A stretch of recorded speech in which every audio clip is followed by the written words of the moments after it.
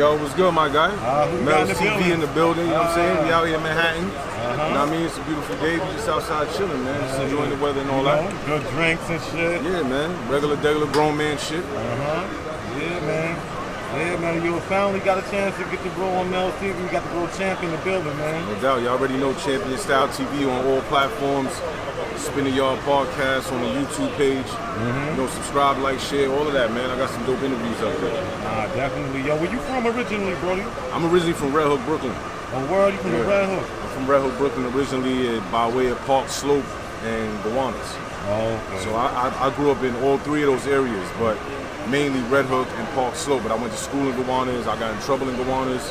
My great grandmother lived in Gowanus. You know what I mean? Like so that. Oh, you go back in there, back. Yeah, back, like 218 Bond Street and all that. You know what I mean? Shit. You know. So yeah, that's where I grew up at. That's what shaped me. You know what I mean? Yeah, of course. Yeah, man. You know, how was it out? You know, growing up, you know, we talking about like back in the day. We talking about what, like early 90s, late 80s? Yes, late 80s, early 90s. Yeah, I was growing up was you know, it was a balance a little bit because I got the hood shit on one side in Red Hook, and I got the middle class shit in Park Slope. Right, of course. You know what I'm saying? But then I also had the hood shit in Gowanus. Right. You know what I mean? So the schools I was going to, the people I was around, me being raised by nothing but tough ass women, I was able to have a balance there with the way I spoke, the way I presented myself. I could, what you call that shit? I could code switch real quick. You know what I'm saying? If I'm talking to a hood nigga, I know how to do that. I'm talking to somebody that got a couple dollars that can speak well, I can do that. But it was a good balance. I grew up around, you know, Calvin Klein and Savior.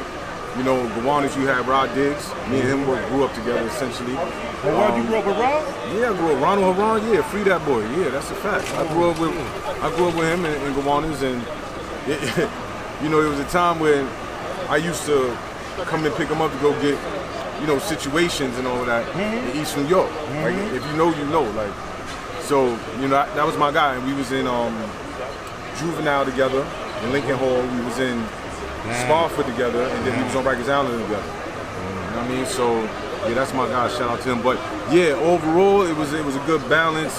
You know, I got in a lot of trouble. You heard? I got in a lot of trouble, man. Like, being outside in the early 90s, man, a lot of stuff, a lot of drug dealing, a lot of robberies, a lot of lineups, like conniving, manipulating, mad drug use. Like, it was a disheveled environment. You know what I'm saying? Right. But when I would go to my grandmother's crib in the Slope, it was more like, you know, you gotta be cleaned up, you gotta talk proper. We all eat at the table at dinner after she get home from work. Where your family from? My family, like, so my mom's side is from Virginia.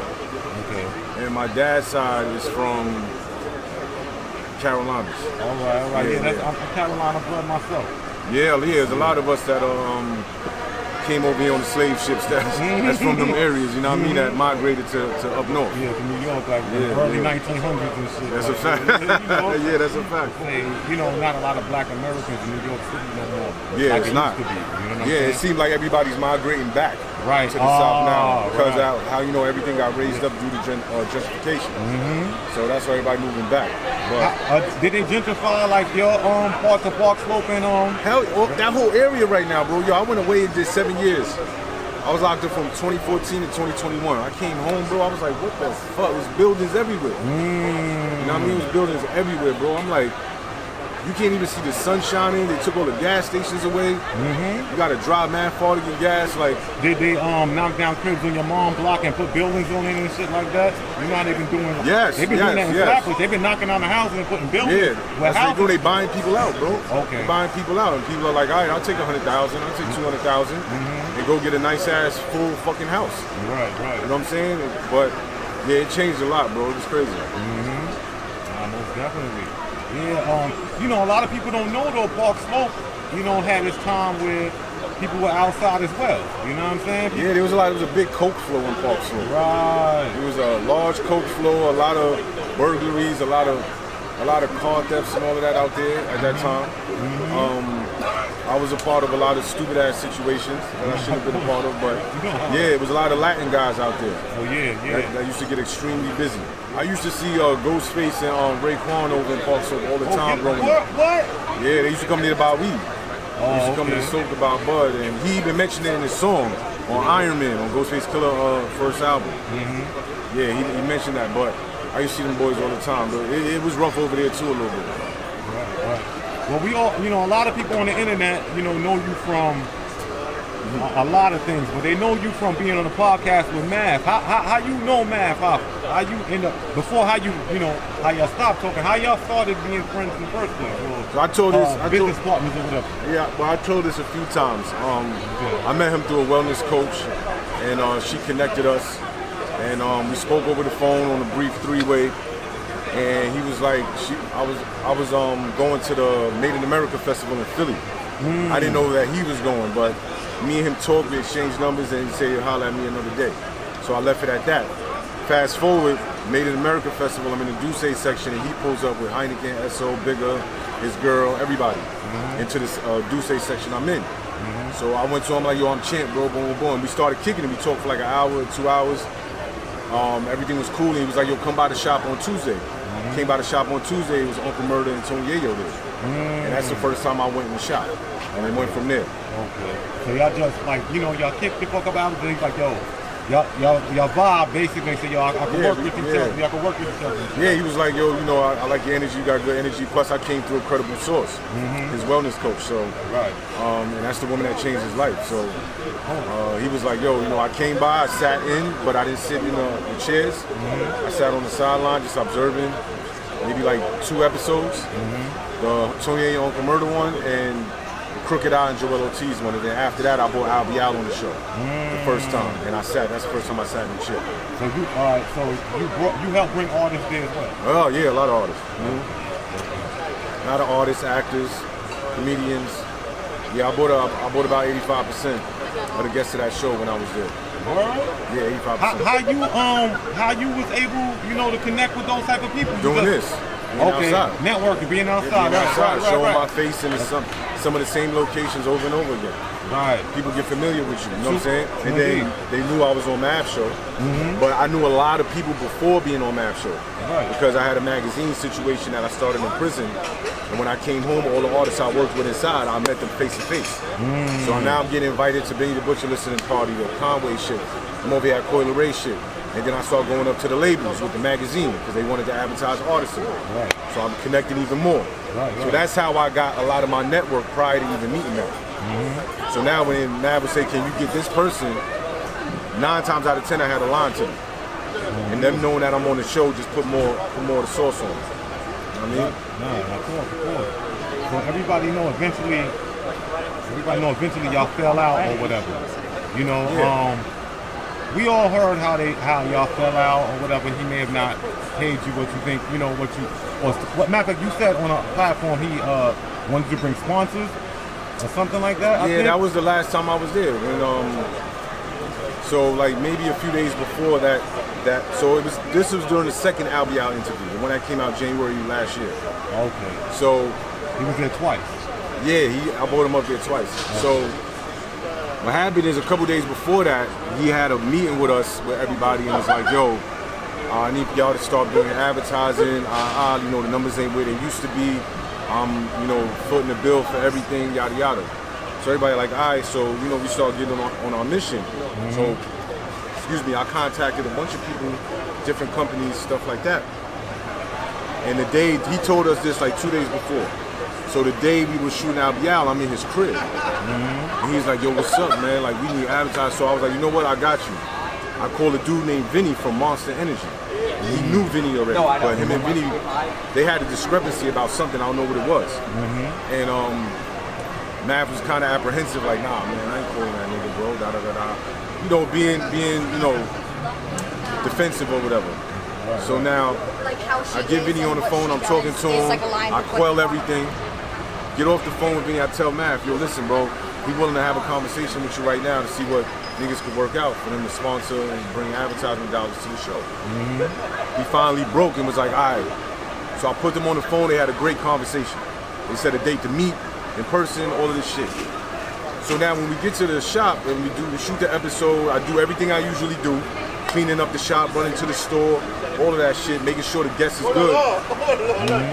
When Albie Out and his people's left, he was like, yo, let me holler at you real quick. Yo, I'm not paying you for this episode. And I'm like, what you mean you're not paying me for this episode? I'm confused. Like, you talking to me. You know what I'm saying? Right. So he like, yo, nah, you ain't bring no advertisers. I said, nigga, I just put you on the phone with a nigga. What the fuck are you talking about? So we started debating or whatever, going back and forth. And I just kept saying, yo, you sure that's what you want to do? He was like, yeah, that's how it's gonna be. All right, cool. I left the shop and I never went back. Blowing up my phone for like a week, trying to get in touch with me, trying to have a conversation. And then he wound up the next day when he realized I wasn't coming back. He sent me the bread. But by then, to me, it's too late. It's like, you think I'm pussy, you think I'm soft or something. Like, you just say whatever to me after working for you for hours. All right. You know, he not here, but to be fair, that don't mean he think you pussy though, bro. You know that. That don't mean the nigga think you that, bro. You know what I'm saying? Like, he just probably, you know how people.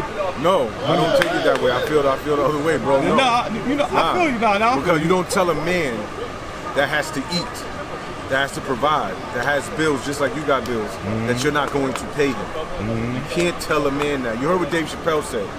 When he got into that situation as a young boy and blew up the niggas that was doing a 3-car Molly, and they took his last $60, he said, the nigga roughed him up and said, don't never get in the way of a man and his meal. And you getting in the way of my meal by telling me you're not gonna pay me. You're not doing that.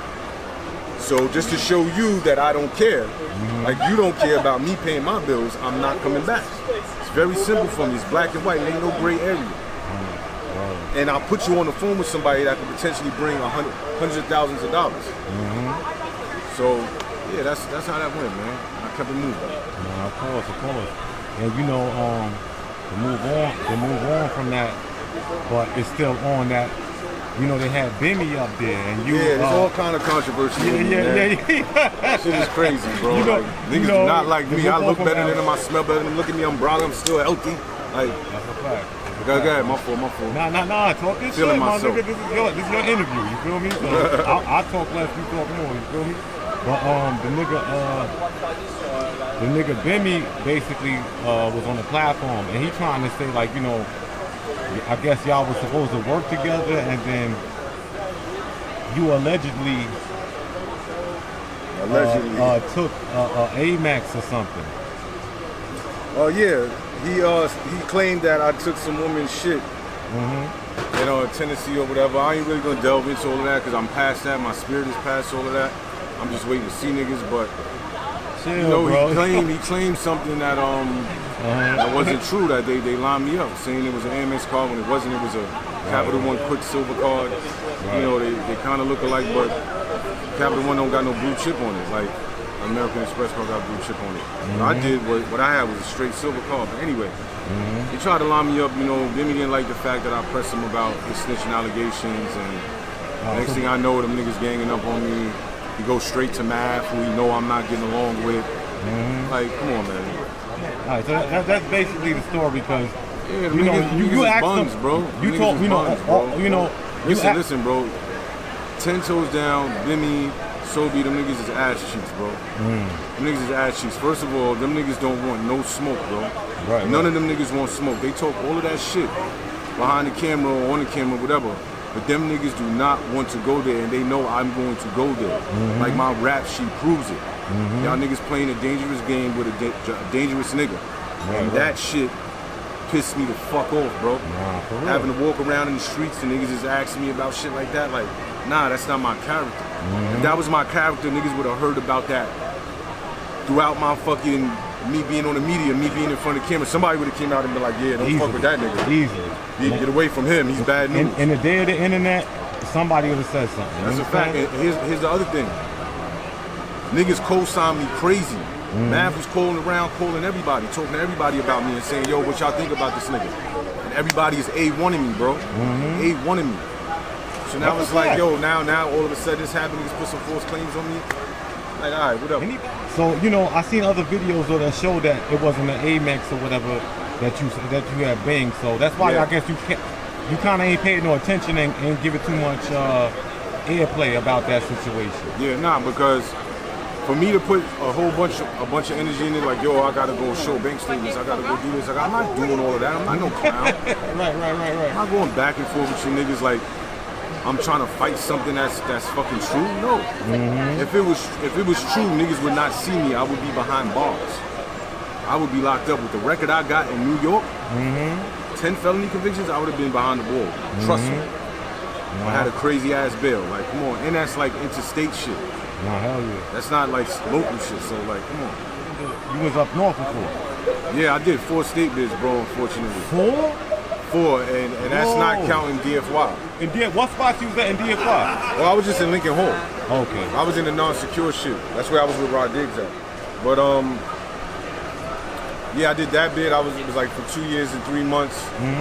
Then I did a 2.5 to 5. Then I did another 2.5 to 5. So wait, the 2 and 3 months was the first one you did?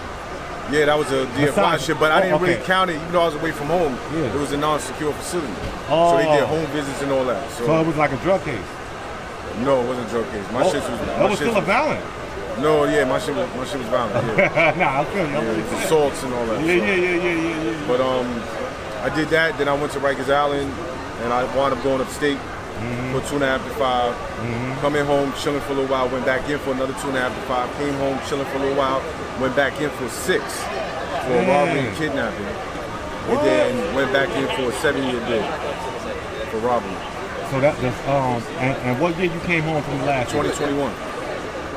So you came home kind of recent, bro. Yeah, that's over 4 years ago. Yeah, but like after going through like, what you say you did like, how much altogether? Altogether like 27. Yeah, that's crazy, bro. Yeah. That's like, and I still look better than you niggas. God bless you, man. Word, man. You here still Thank now. you. Word, man. Yep. So, being up there, you said you was locked up with Rod Diggs. Y'all was in DFY together? Yeah, and Rikers Island. Alright. And we went to school together. So you know the bro. That's your family. Yeah, I know him. Yeah. Yes, I know him very well. You know, and I know a lot of people that was around him too. Bro got he got like a like long 4 life sentences. He got like a full, super football. Yeah. How it feels to see one of the bros that you grew up with. I know you probably got a lot of other bros that's down for life. Yeah. How does that shit feel though to see, people that you grew up with like him? I mean, they had a bright future too, like, Yeah, he did. If his energy was in the right place, you know what I'm saying? Like, we essentially went down the same paths, but his stuff was a little more intense than mine. You know what I mean? Pause. Yeah. And it didn't work in his favor when he was like beating cases. Right. Every time he beat a murder or he beat a drug case or whatever, they wanted him bad. You know what I'm saying? So after he beat cases and came home, they still had eyes on him. Right. You know what I'm saying? The way the feds work, they'll sit and wait. Especially like with that gang shit too a lot. Yeah, with the gang shit, they not playing with that. Yeah. So, but yeah, it's unfortunate that he's going through this shit. I wish him to be home, to be free, to be well and wealthy with his family, being the supreme guard that he is. And at the end of the day, we do make decisions, unfortunately, that we know we're not supposed to, and we wind up having to pay these dumbass consequences for it. And I don't feel like he should be punished the way he's being punished. Right. Because he has a good heart. Like, he's a good, genuine dude. Like, solid. He has those morals. You know what I'm saying? He's militant. Yeah, that's another thing. They don't make them type of morals and people that got these morals no more. Like, he's the type of dude that, like, when he come in the room, his brightness upsets other people's demons.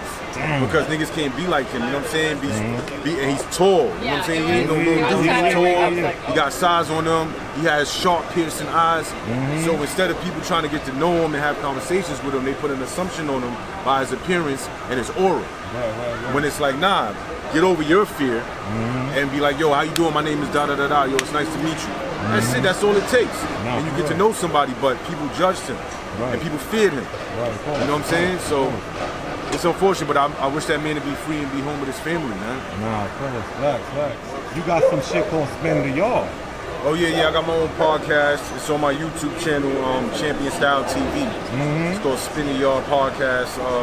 Interviewed a plethora of people already. I got a lot of interviews up. Started it in January of this year, and I'm already at like 1.2 million views on the channel as a whole. Interviewed Freaky Zeke, Keen Streets, G-Dep, DJ Webstar, Ron Browse, JD Williams from The Wire, Lenny Moore, the guy who started the King of Diamonds strip club, Primo, the scammer nigga from Brooklyn. Yeah, I just seen that one recently. Yeah. Interviewed him, and I got some more on the way. Like I interviewed a lot of people. I just I haven't put everything out yet, but I got a lot of work. Yeah, of course. I've seen also you do the freestyles too. Yeah, I can rap. Yeah. Niggas ain't know I can rap. Right. I'll outbar a lot of these cats out here. Like, when I sit down and write, it's like, yeah. Niggas ain't been through half the shit I've been through. They rap about it, but they ain't been through it. You know what I'm saying? So I can genuinely rap about it and make it sound good. Even in my 43 years of age, like, of course. I can still run laps around niggas on the mic. Pause. Of course, hell yeah. You know that.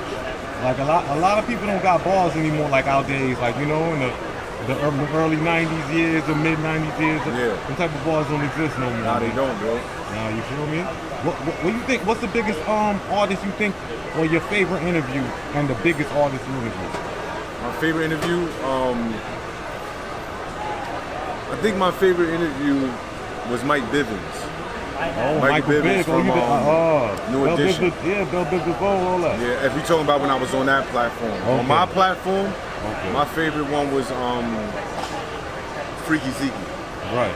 That nigga is hilarious, bro. That nigga had me rolling the whole interview. Hey, shit. Yeah, those two. And you said who's the biggest person I work with? Yeah, who you feel like, what's the biggest artist you feel like is the biggest artist you work with? Biggest artist that I personally work with? Shit, I would say West Side Gun. Okay. West Side Gun is pretty big, pause. Okay. You know what I mean? Bro from upstate, right? From Buffalo, yeah, Griselda. Yeah. Griselda. Come on, man, you gotta know who he is, man. You can't. You know I know that, but I gotta say it like that for the people. Like, you know what I'm saying? All right, got you. You will? Yeah, West Side Gun, Big Buffalo. You know what I mean? I worked with him. He's pretty big, pause. I worked with NLE Chopper too. I worked with him. Shout out to the bro, yeah. Yeah, I worked with Benny the Butcher. Damn, son, it's so many. Bobby Shmurda, Rowdy Rebel. It's a lot of people. Busta Rhymes.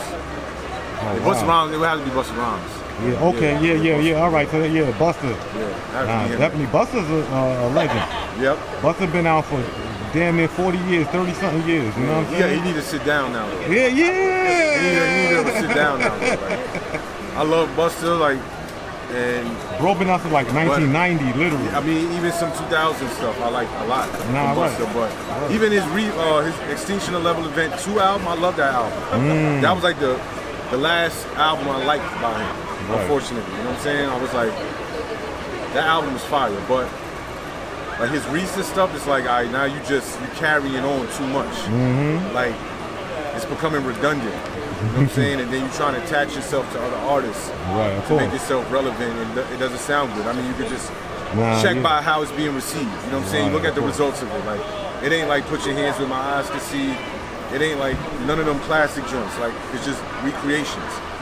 Like, you gotta do something else, bro. Like, focus on your kids and their rap careers or something. Nah, you a real nigga for saying that, because a lot of niggas don't tell the truth. I'm a fan of him. Nah, because a lot of niggas don't tell the truth. Niggas will say, you know what I mean? To go along to get along, you tell him the truth. You know what I'm saying? I'm a fan of him. Nah, of course.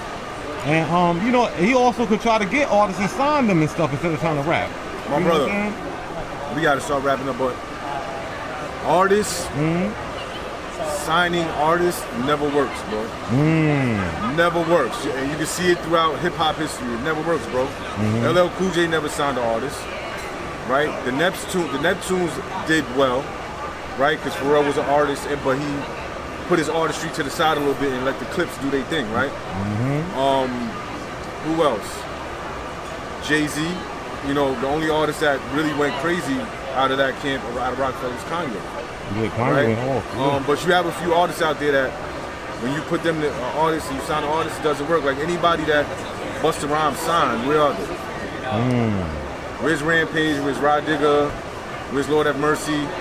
Right? Where all of these people that he signed? Where's OT Genesis? Right. He was signed to Conglomerate.